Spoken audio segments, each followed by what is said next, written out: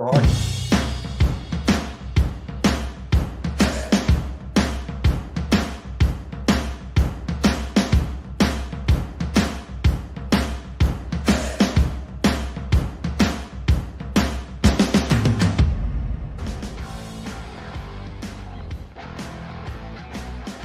Are live.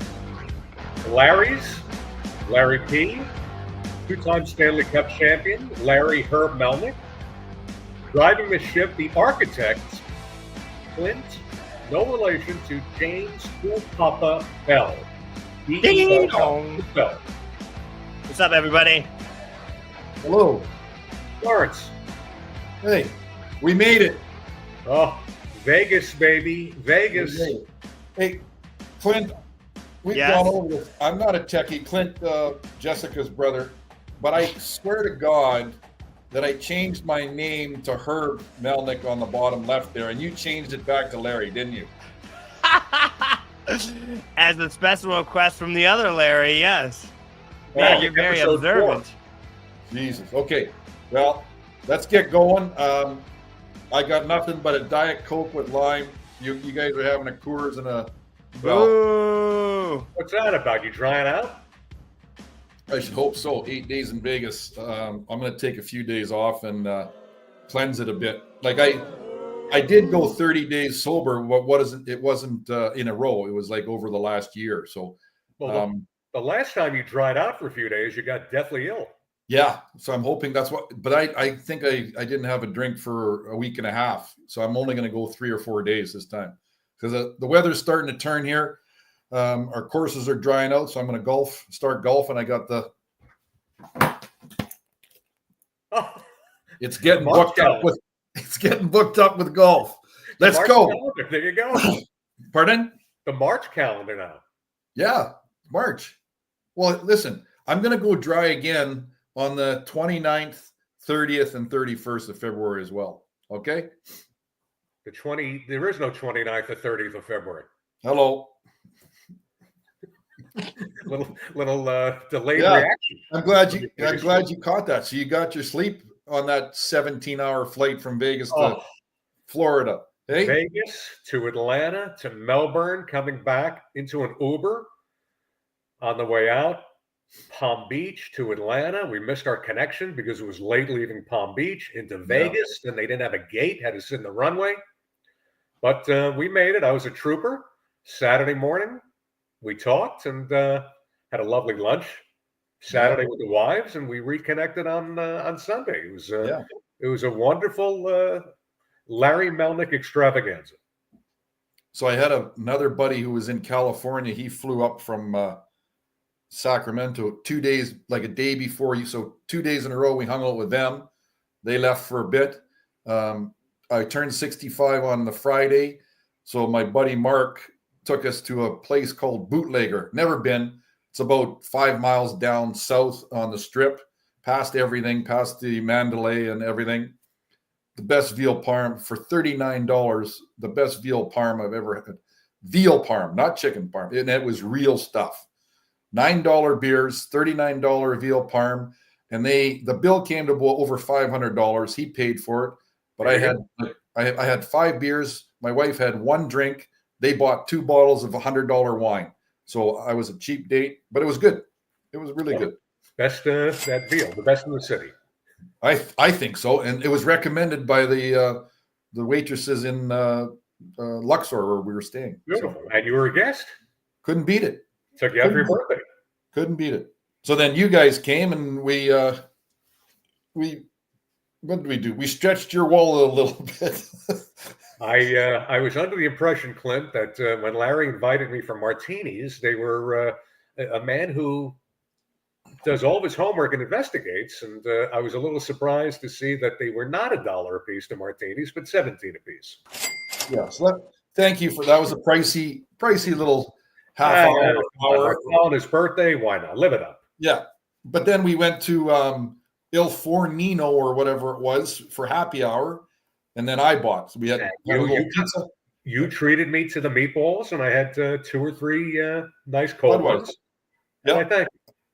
Yeah. I think you had 3, I had 5 in the same time, but you're only 5'9", 240. So Well, I disagree once again. And he saw me in person. There happened to be an alumni event for Edmonton, ironically. So Larry invited me as his guest, and the prerequisite was former player, fan. You had to suit up. So the only jersey that fit me was from the late great Dave Semenko. There you go. A beautiful picture of me and Larry, and I got to say, for a little guy, he really is a scrappy guy. He's a tough guy, but you can see here the 4'9", 5'1" bullshit. Yeah.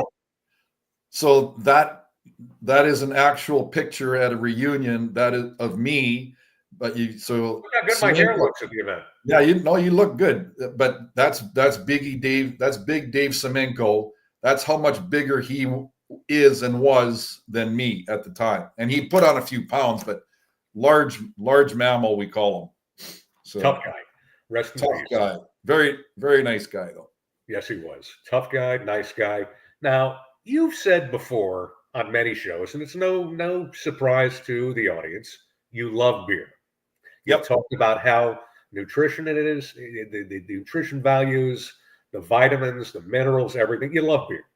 I can attest, witnessing you over the course of a weekend, where there was literally, Clint, a beer in front of him everywhere, and there would always be some semblance of a traveler. So there literally was no downtime where Lawrence Joseph Melnyk was without beer. That's impressive. So I also have multiple koozies, Oiler koozies, Rangers koozies. I bought this in Vegas. It's always in my left pocket. So let's start at the beginning, okay? So we have a 2 hour and 15-minute flight from Vancouver to Las Vegas. I have a beer and a Caesar on the flight. We get in at 12 o'clock. We have a nice guy that drives us from the airport to the liquor store. I go and buy, and I ask my wife, who drinks 1 drink a day, maybe 2. And if it's a martini, she'll drink maybe 3, but then she's flat, like right out of it. So I stop at the first liquor store, which is a mistake now. I know that. Nay. Go to the ones off of the strip, not on the way to the strip, because they get you. So I bought 40 beers, 30, or maybe it was 39 beers. Sorry, 40 beers, 30 Coors Banquet, which is what you're drinking right there, and then 9 Miller Lights and 6, what do you call them? She likes grapefruit seltzers or whatever.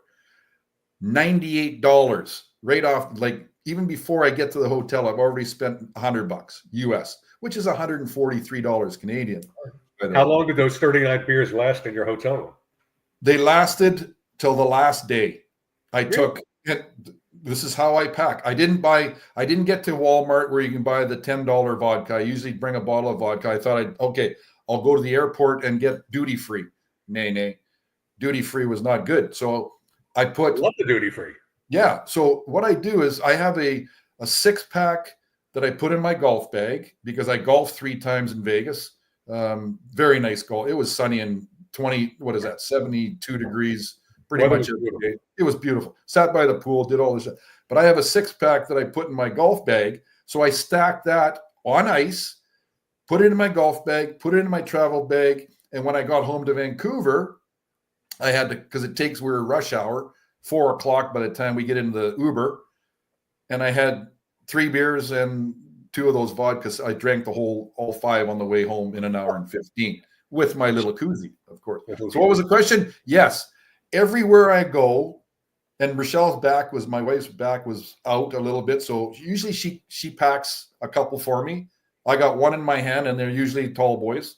And then I stop at CVS or Walgreens or whatever the hell is on the way and I bought you some. We stopped at 7-Eleven. Yes, it's interesting. Yeah. Larry mentioned the 7-Eleven. We have a action. Yeah. So right beside me.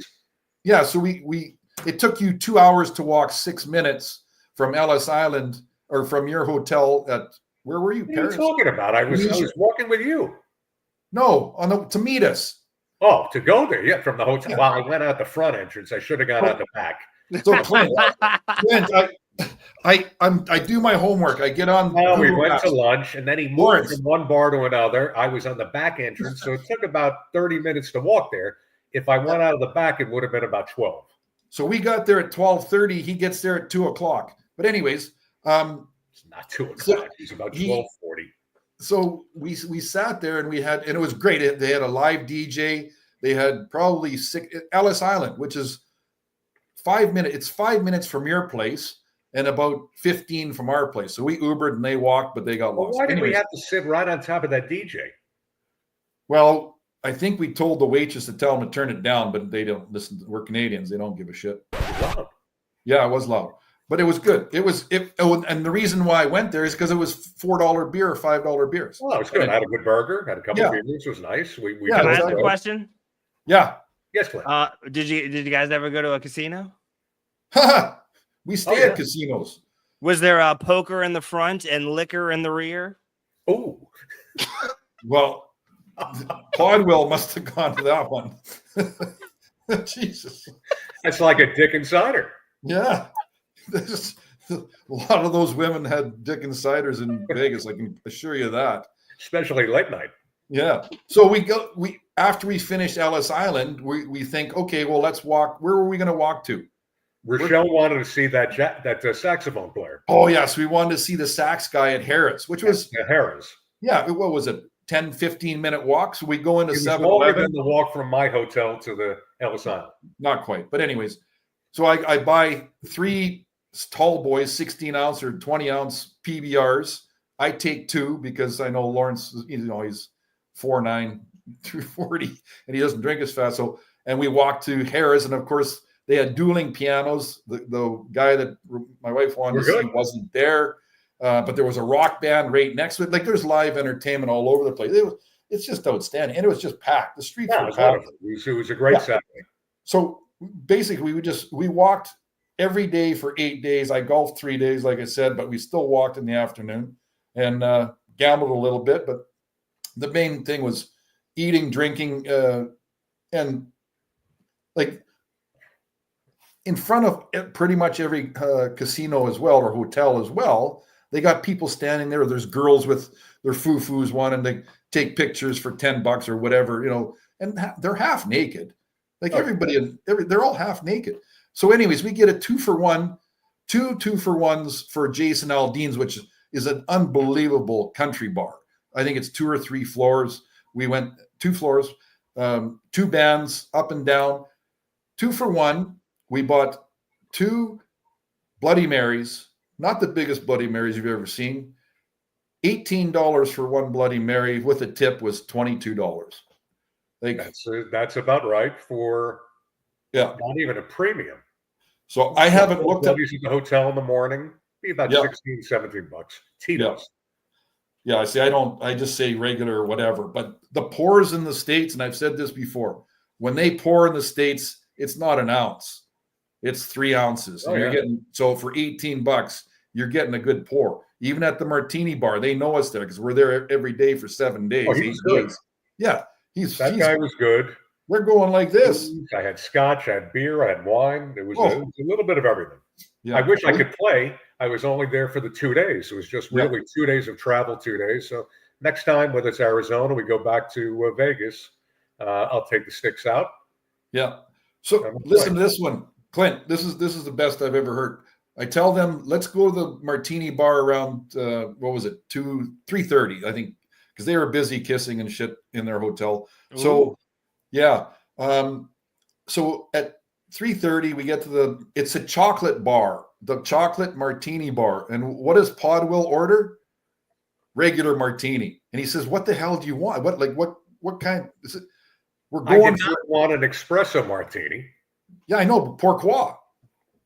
I'd like a Oh, look at this. There it is. The martini bar. Clint, this is after 3 martinis. I'm proudly sporting the Stanley Cup championship ring, Edmonton Oilers, Larry Melnyk. And I believe I'm saying, hoo-ha. Yeah. The ring was a little tight. Larry's got small hands. For a fighter, it surprised me. Oh, That's God. because I'm not a fighter. I told you that before. You're a lover, as Yeah. per Rochelle. So so that's the martini bar. Oh man, it was so good. It's tough to get a seat there, that's for sure. Wow, that was a lot of fun. That was a good afternoon. Both And I days. also bring my roadies in there. So I have 2 Coors Banquet, and I put them on the what do you call it, table right Oh, you in buried front it. You had once there was a beer on the bar. I guess at the dueling piano. You buried it underneath, and then Clint, do we have anything to share about? Now here, the Larry, and he talked about the 7-Eleven. I actually took a quick action shot. You see Rochelle looking at him. The plastic bag holding the 2 24-ounce Coors Banquets broke through, and there was a small sever on Larry's big left toe. Fell out of the bag. Yeah. One of the travelers just sliced that toe. Anyway, I Not made a it. lot of concern from Rochelle. No, she didn't care. So, anyways, it was a good time. Great time. We'll do it again. Yeah. Oh, you always want to give back. Vegas Strong, various first responders. Yeah. Coming back from drinks with you, they had the little race. They had that little marathon. Oh, that's right. So, I had a cold one with a couple of drivers on the way back to the hotel. So Vegas Strong, baby.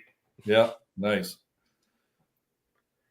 Now, while you're away, obviously the Four Nations commenced. Now, this I thought was much more compelling than most would have thought prior to the tournament. Congratulations, Larry Melnyk. Canada wins it all. McDavid, the MVP winning goal. And more cachet for Sidney Crosby, who always seems to be on these winning teams. Yeah. Some controversy, but what is your assessment of that Four Nations? Crosby has not lost in any of those international. Olympics and yeah. And so what did he get? 3 assists in the first game? Yeah. They loved having him on the bench. You had the 2 Kachuk brothers that got a little rambunctious. McDavid comes back. Some question about that overtime goal. They win it. The U.S. wins the first game. Canada comes back, wins in overtime. And congrats. Yeah. It actually was very entertaining. It was a good game. American games. So I'm with Mark, my buddy that bought the supper at Bootlegger.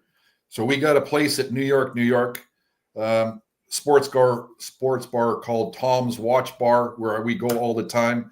That's where we get the $1 drinks that we didn't have time to get you to. So we went there every day for $1 drink. So you're only supposed to go there once a trip for $1 drink. But anyways, so some of the guys, I watched bits and pieces here and there because I was obviously on a vacation and my wife doesn't like hockey. So, but I watched it. And Drew Doughty probably said it the best. It's probably the fastest hockey he's ever played in his life. So you have all the best players. The hockey was outstanding. Goaltending. Yeah. So we're sitting in Tom's Watch Bar and we're sitting beside, it seemed that our group on that side, there's got to be 25 TVs in the place, but our side of the bar was mostly Canadians. And then you had over on the left, my left side was the US people. And it was like raucous. Like people were standing up and high-fiving and yelling. And, holy crap. The crowds live were electric, and the viewers, it was amazing. The coverage was good, and it was actually a very interesting 2 weeks. Usually we'd have these breaks in the middle of the season. It's just not compelling. But we'll see how they can top it. Next year's an Olympic year. We'll see what transpires in 2027, I guess, when they get the break. But it's certainly better than those all-star games and the novelty shit. But being the best players playing in that, and the United States on the winning goal, like how the hell do you let McDavid, how do you leave him wide open in the slot like that? Like it was overtime, right? So was it 4-on-4 or 5-on-5? 5-on-5, I No, think. still 5-on-5. Yeah, 5-on-5. So, and he's wide open. So I think there's 3 guys in the corner. You know, Matthews skates by. He's the centerman. That's not necessarily his guy, although McDavid is a centerman. But where the hell was the defenseman? Like, they were too far back towards the net. And that must have been a hell of a shot because it didn't look like it was a screamer. No. But Hellebuck didn't. I don't know. I can't blame him, but it was a good game. I thought the first time they played was good. And you knew it was going to be something when Canada, actually the U.S. lost. They had a couple scratches, and so you knew that was going to be the final, and be tough to have history repeat itself twice. So didn't surprise me. I honestly, so my buddy bets. We sat down and played a little 3-card poker. So we sat down. I think he won $250. I won a couple of $100 at that sitting, and he bet $250 on Canada to win. And I said, I don't think they're going to win. But he said, he said the same thing. I don't think Canada is going to win, but I can't bet against Canada. And I don't bet on hockey. I've never bet on, wouldn't touch it. And he bet on Canada and he won, well, I don't know, $600, whatever he knows all the, up whatever minus ones, was it minus I one? I just didn't see them, losing 2 games. So to the States. So, but, it was entertaining. I congratulate you. Season resumed after that little segment on the Rangers, currently 29, 25, and 4, 62 points. Good for 5th place in the Metropolitan Division, which is where they were before the break. After an embarrassing loss to Buffalo, first Pittsburgh and the Islanders, since the return from the break, and they play the Leafs at the Garden tomorrow. So they're going to have to get red hot to get that, to get a playoff spot. Seasons, you got March and half of April. Yeah. Not much time left. Now Not much time left. And I guess Fox is out indefinitely now, so that's not going to help. Fox is hurt. Yeah. I don't know what's going on with Kreider. JT Miller has been very positive with his return, but and he's helped out Mika. But I don't know.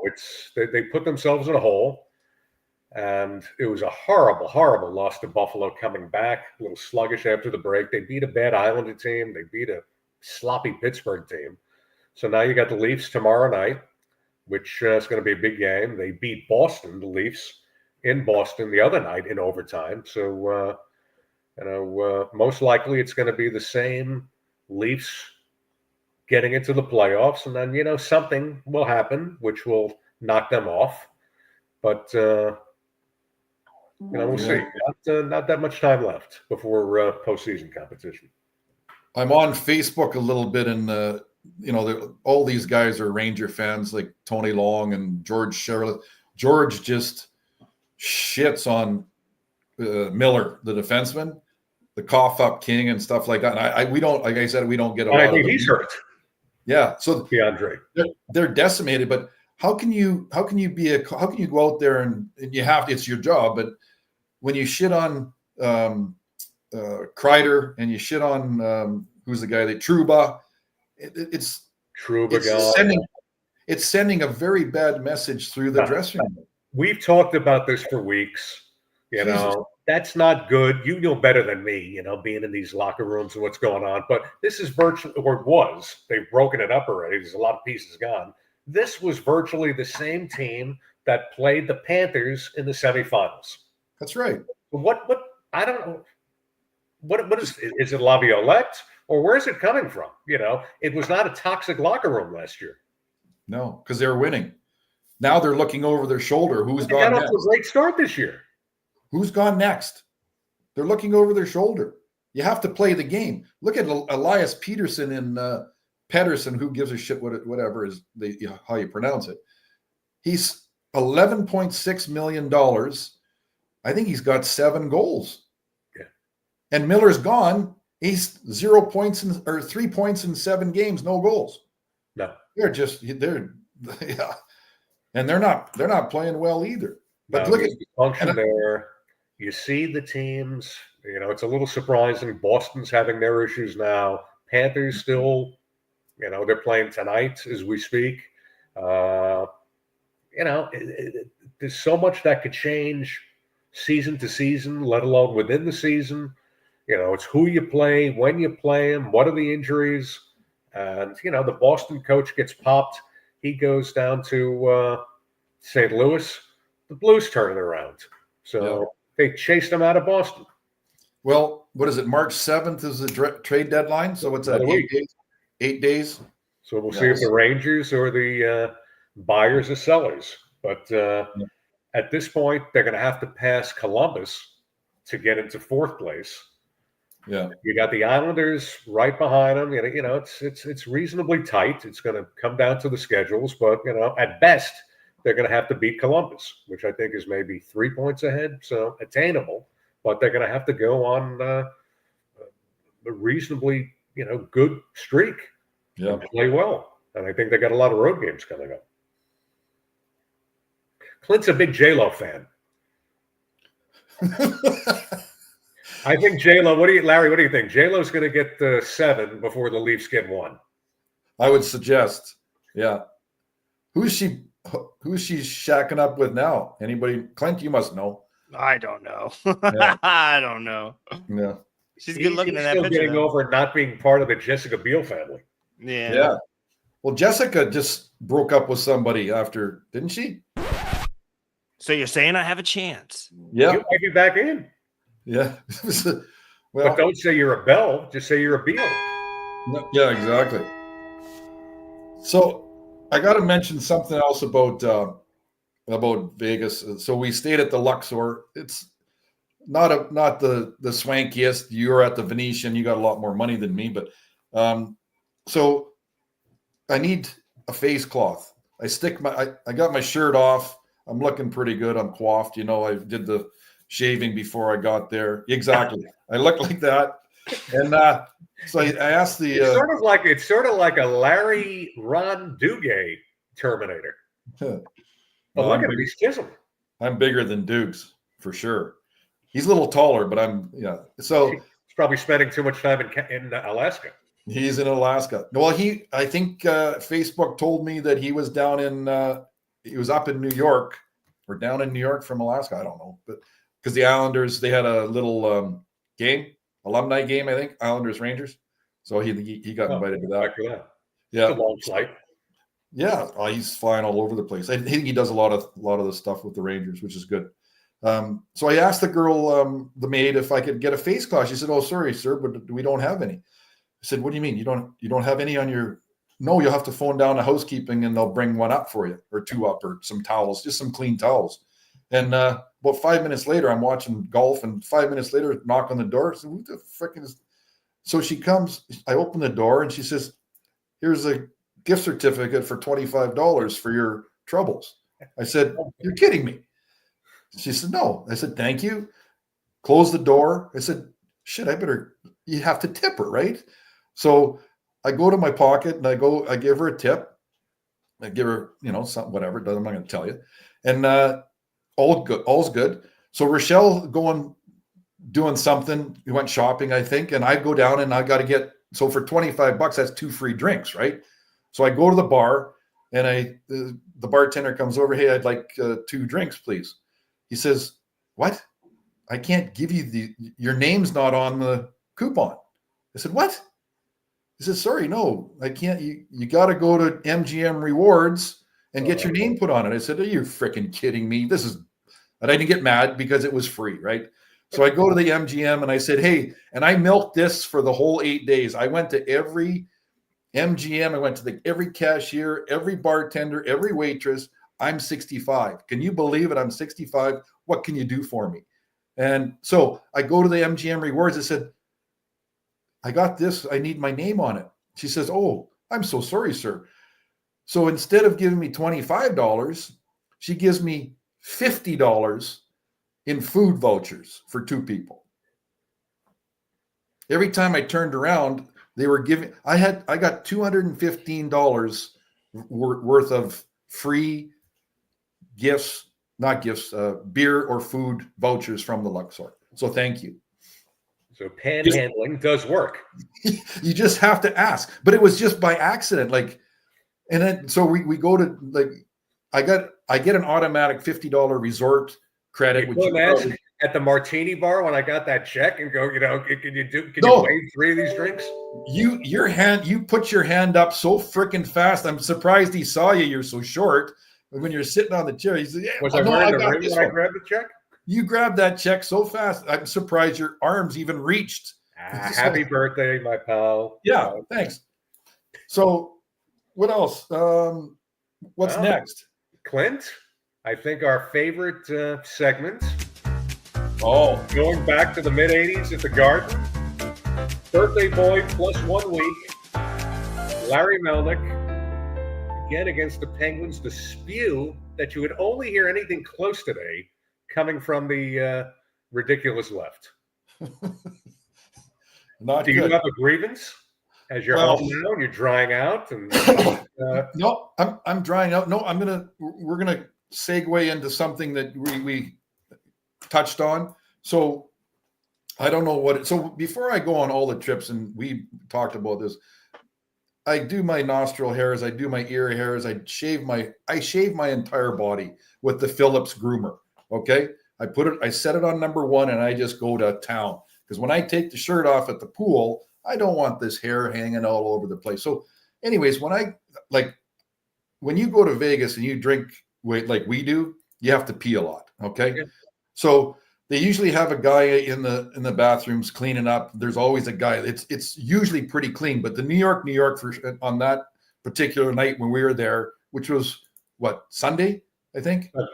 Sunday, it was pretty bad. And I don't know what's wrong with is it the short people syndrome? Like, is your little Johnny that short that you can't hit the urinal? I do very well with it. I don't have a problem. Okay, so there's certain people that but I notice, obviously, yes, there's always going to be urine on the floor, puddles. It's spewed all over the place. So just pretend you're drunk, smack your head against the wall, and pull yourself up to the frickin' urinal. Okay. So now, we weren't beside each other. We were one stall, you were a couple stalls over, and we're talking, and I'm taking a pee, you're taking a pee, and I just mentioned to you, holy shit, the little, strainer or whatever they call it. It used to be like a little rosin cake. Yeah, they don't words on it, names on it. It's like a little. They didn't have that, and I've cleared this with my wife before. I'm going to mention this, but so I'm looking at this. I think it smells good too. It's got it emits like a little rosin. Yeah, it emits that High Life cologne that you love. So we're taking a pee, and I look over to Lawrence over there on my left, and I say, that says Brady. That says the urinal thing, strainer says Brady. And I said, you know what? That's my wife's maiden name. And I'm saying, this is not good. We're peeing on, that's not good. We're peeing on a Brady. You might call a golden shower. I didn't, it's not good. But that's very fond of Rochelle Melnyk. Yeah. So that's what we're even imply. So steady. Yeah. So it was good. Yeah, it was good. New York, one of the best. What's your grievance? My grievance, now that I'm back home, I've witnessed it several times. It probably goes on in Vancouver. I'm sure it's everywhere today. You're checking out of a fast food restaurant, you're online, or you're ordering, you're checking out of paying in a grocery store, supermarket, wherever, and inevitably some idiot is in front of you on the cell phone with the speaker so fucking loud, and you got to hear the whole conversation. They're distracted. It's creating a long line. Yeah. It screws with the cashier or who's ever at the counter if it's a fast food, and they won't put the fucking phone down. It has to be on the speakerphone mechanism, and it's infuriating. So, did you tell them? I said, shut the fucking phone off. Excellent. That's all you can do. Or really? Do you have to speak that loud? Can you take it off the speaker? Does everybody have to hear the conversation? Yeah, no, it's quite rude. I think so, but we're in Florida, so it happens here. Yeah, you were very relaxed before the trip. You seem a little bit more on the edge now. So is there a grievance that came back? Just to pee on the floor. Well, that happens everywhere. Now, you remember you spent a lot of time in New York and Boston. In the men's room there'd be an actual man behind, the sink. There'd be various colognes, mints, gum, bombs, gels, salves, Tylenols, and you'd throw a little, a couple bucks in the tip jar. But he kept that clean. Yeah, well, that would be a very expensive night, because if you go to the bathroom 10 or 20 times, that's $2, $3, $5 a time. Or you just take care of them at the end, but the floor would be clean. It's a mess down here too. You go to a Panther game or a concert, urine all over the floor. Yeah, it is what it is. So, Clint's pulling the plug. Let's see. We got a movie we all know and love. 40th anniversary of Slap Shots. Oh yeah, yeah. The Hansons. Now, are you getting royalties from that movie? No, unfortunately not. But I did play with the guy in the middle, Steve? In Springfield with the Springfield Indians. Tall, skinny kid, as you can see. They were wonderful. 40th anniversary, great movie. Paul Newman, wonderful. Doge, it's not the 51st state yet, but Doge is coming. Coming after anybody who didn't pay their Columbia House bill for albums and cassettes back in the 70s. This means you, Billy Kay. Wow. It's coming after everybody, Musk. Interesting. Do we like? Not everyone's a home run. Do we like him? I do. Do you? All right. Here's a guy who's not taking a salary. He's trying to, eliminate as much waste spending that's going on. So let's see what happens. I think it's still early, but I happen to like the guy. Excellent. Okay, 51.